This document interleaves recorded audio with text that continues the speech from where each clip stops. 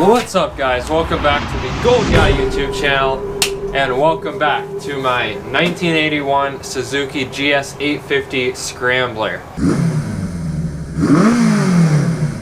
I've had this thing for a couple years now, and I actually intended on selling it this summer, and then I bought a house and got a full-time job, so I didn't have any time to do what I wanted to do to it to get it ready for selling it. I wanted to repaint the gas tank because, well, I did the paint job with spray cans, and while I did clear coat it with an automotive clear coat, it was already too late because the paint was messed up, and I really just kind of did a bad job on it.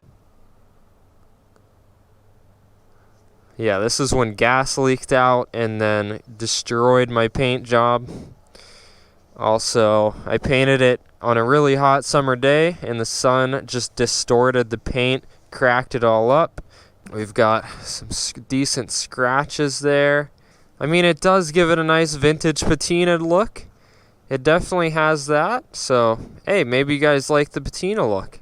Let me know in the comments down below. And it's not holding up that well. Although it's alright, you know, it's not terrible. It looks kind of cool still, and I will miss this design, but I think I'm gonna vinyl wrap it. And the reason I'm doing that as opposed to painting it is because I found a really cool color that I think would look awesome on this bike, but I can't find it in paint. I can only find it in vinyl. And this is the color. So if you think that would look cool on the gas tank and the fender, then comment down below and let me know. Or if you want to and if you want to see me do this paint job way back in the day, click here or in the description. I've been so busy this summer that I haven't even ridden this bike at all. I feel really bad about that. While I have had it hooked up to a trickle charger, I think the battery might have a dead cell. I don't know. I'm gonna try to get it started again, and we'll see if the battery will charge up. But before I get it started, I want to clean the old crappy gas out of the gas tank. There's not much in it at all, but I just want to rinse it out, put new gas in it. And I also bought some new jets for the carburetor because so if you've watched any of my older videos working on all the various bikes I've had, you've seen that sometimes I used to drill the jets out. The carburetor jets, that is. I used to drill them out to make them bigger instead of just buying bigger ones, and that's because I was just trying to save some money and I didn't feel like waiting for anything to get shipped to my house. But that kind of leads to some issues. When you drill a jet out, the drill bit wobbles all around and it makes the hole way bigger than you think it is, and that's why I think this bike runs too rich. It just has a lot of signs of running too rich, and it's kind of bogs out at full throttle. Well, I bought some correct jets. I bought some 130 main jets for this bike. So, let's run those, see how it goes. I'm also going to clean the carburetor while I'm at it. And last time I rode the bike, I noticed some oil was actually dripping out on the top valve cover area. It's a pretty obvious sign that oil's leaking out, and I know that it's coming from behind there. And if you remember seeing, I changed every gasket on this engine except for those half moon seals that are on the ends of the valve cover. So I'm gonna go ahead and change those too while I've got the gas tank off, and hopefully we won't have any more oil leaks. As you can see, my dad put his concrete mixer right behind the bike. That's just a sign of how much I haven't been riding it. I miss this thing. It's fall season. It's my favorite time to ride motorcycles, when you can wear leather jackets and you won't be hot as hell. So, it's time to get this thing back on the road. First, let's get this thing out of the way. It does not need to be here. First things first, we gotta remove the seat and the gas tank. Oh yeah, that gas looks pretty nasty, guys. I don't think you guys can tell, but it's pretty yellow. Then we just have one bolt holding the gas tank on, so let's go ahead and pull that.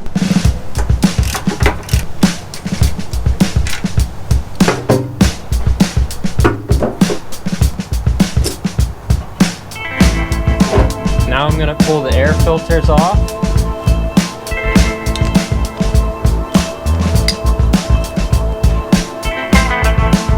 And now I'm gonna pull the carburetors off. You guys have probably seen me do this about 100 times now.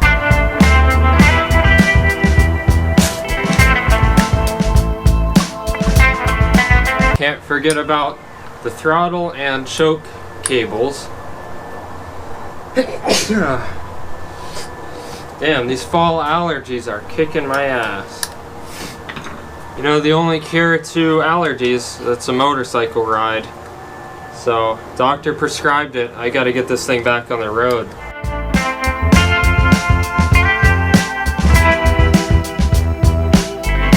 There we go. Now let's get these in the shop, get them cleaned up a little bit, and get the new jets in them. Alright, let's get to work. Here are the new jets. Large round main jets, number 130. We just gotta pull these bowls off to access the old ones.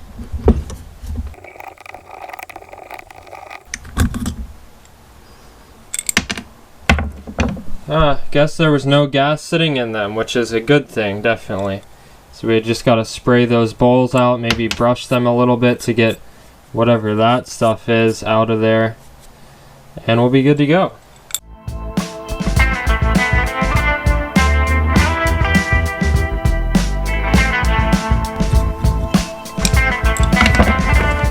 Okay, so none of these bowls or carburetors look particularly bad. They definitely need a bit of a spray down, but I think they'll be fine. So let's go ahead and pull these old jets out. Goodbye to these nasty old jets.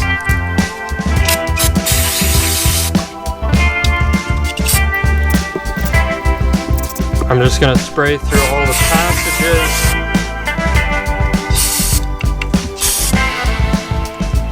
Spray through the idle jet,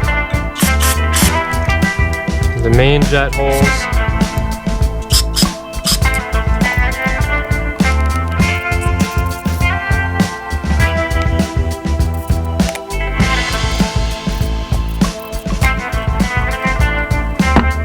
Okay, now I just want to make sure that none of the float jet needles are clogged up. My patented way of doing that: blow through the fuel line. You also want to do this to test, make sure they all are sealing properly. Okay, so none of them are clogged. Now, let's get these new jets in them.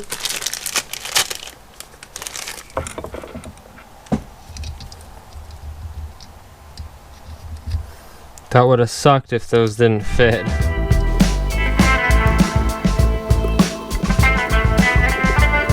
Now these don't have to be super tight, just seated, that's all.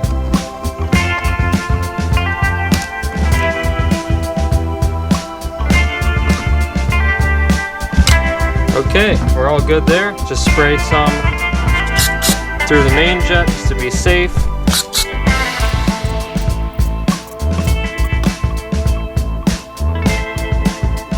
Okay, I think we're all good now, so we'll replace these little rubber caps over the idle jets. And now all we gotta do is clean out these bowls a little bit.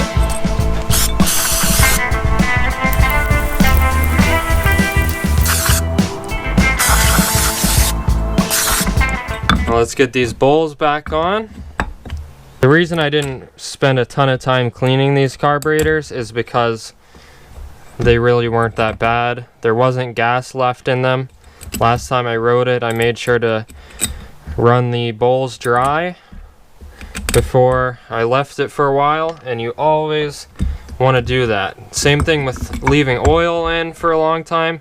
You don't want to leave any fluids in an engine when it's just sitting long term, because it will start to break down. It'll break down all your gaskets, all your hoses, fuel lines, everything's gonna get up.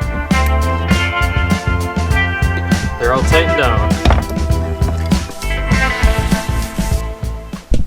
One last little thing I want to do to these carburetors is set the air screws back to 1.5 turns out, because these are really hard to adjust on the bike, and I do remember messing with them last time I had the carbs off. So we'll go closed, half, 1, 1.5.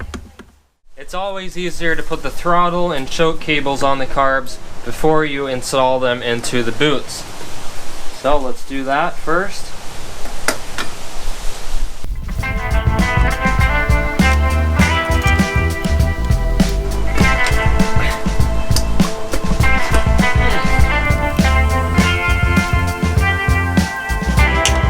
There we go, they're seated. Now all we gotta do, tighten them down.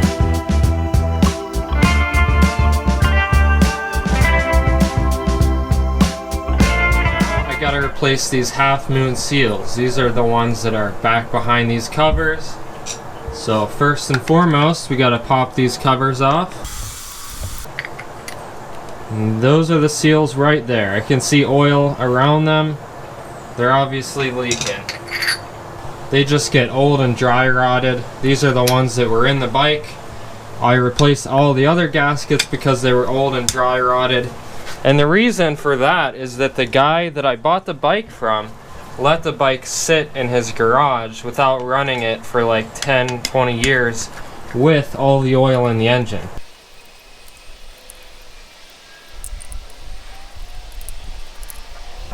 Alright, now that we got the caps off, we gotta actually pull all these bolts. There's like at least 10 bolts that hold the valve cover on.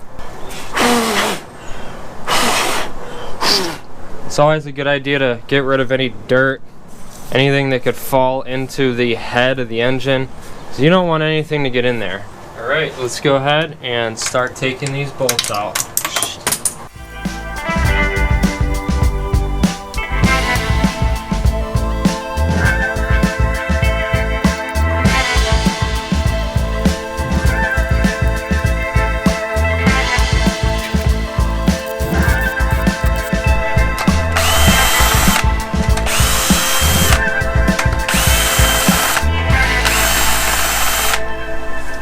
I got all the bolts loosened up.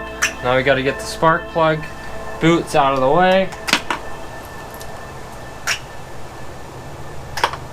And now we should be able to pull the valve cover. We don't even have to pull it all the way off. We just have to get it moved out of the way enough to get these seals out. Alright, so these things, oh, that's it, wasn't too bad.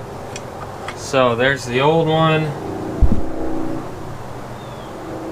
Doesn't look too bad, although there's some crustiness on there. That can't be creating a good seal. Here are the new ones.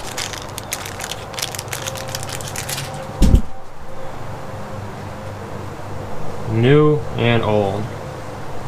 They look a lot different. These ones look smashed in. That's why the outside edges are all mushroomed out. This one's totally flat. Might as well go ahead and clean the sealing surfaces while I'm doing this. I got a little cap full of oil. I'm gonna oil up the sealing surface before I put the new gasket in. It's always a good idea. That one came out a lot easier. Now let's go on to the other side. Well, that was easy. Now we can get these bolts tightened back down. I definitely want to tighten these in a crisscross pattern. And I'm not tightening them down with the drill. I'm just getting them to the point where I use a socket on them, so don't freak out. So I can already read the comments. Don't use drills on engine heads.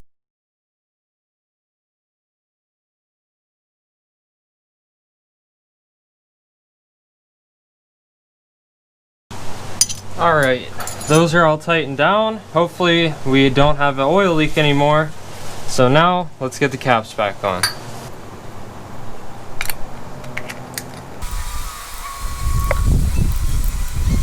These caps are just for looks. You don't have to tighten these down that much. They don't seal anything at all. And then get the spark plug boots back on. Alright, we're good to go. Hopefully that fixes the leak. That's all I can say. I dumped all the old gas out of this thing and ran some fresh gas through it, so it's good and clean. Alrighty, I got the fuel lines all hooked up. Now let's just get this bolt back in there. Alright, good to go. Now let's get some fresh gas in the tank, and then we can try to start this thing.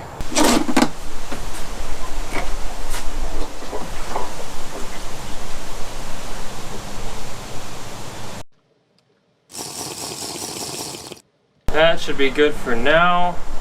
I'll go to a gas station if I can get it running. Okay guys, it's time. I know that this battery's super weak, so I'm just gonna skip the BS and hook up a jump box to it.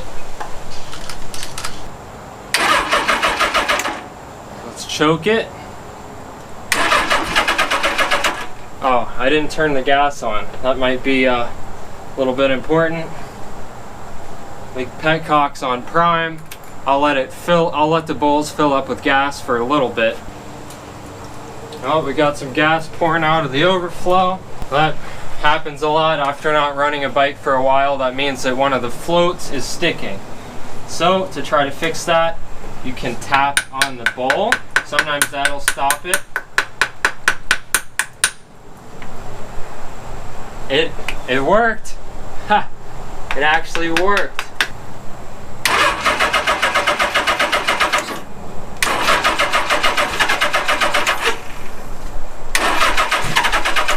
Almost.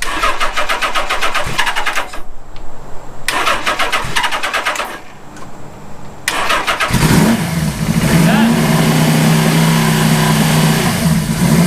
sounds so good.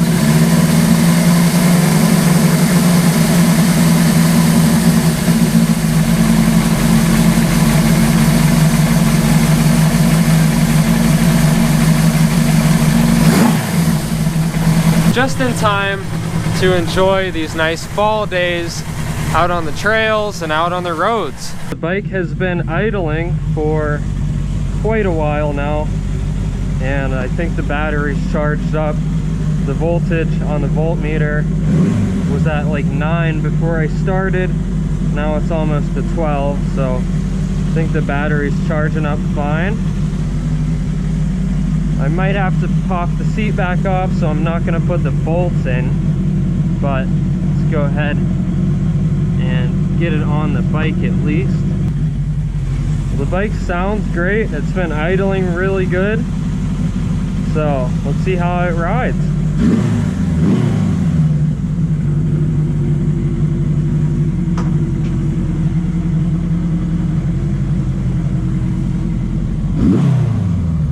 To be honest guys, I have not ridden a motorcycle in a while, so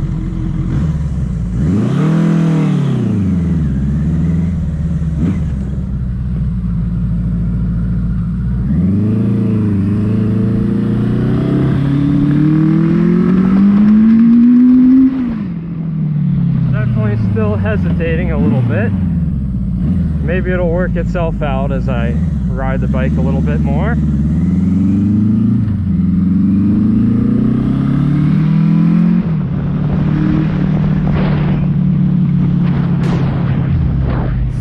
What's up guys? It's actually like 2 weeks after that last clip. I just love when my GoPro decides to use the integrated audio and not my internal microphone inside my helmet. That just makes me so happy. Just kidding. I f***ing hate it.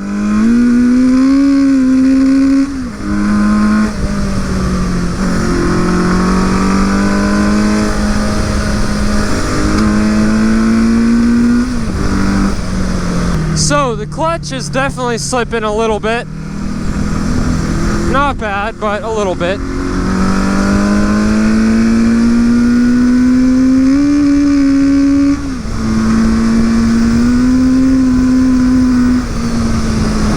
I just adjusted the air screws on the carburetors a little bit. I turned them back out to where they were before, which is about 4 turns out.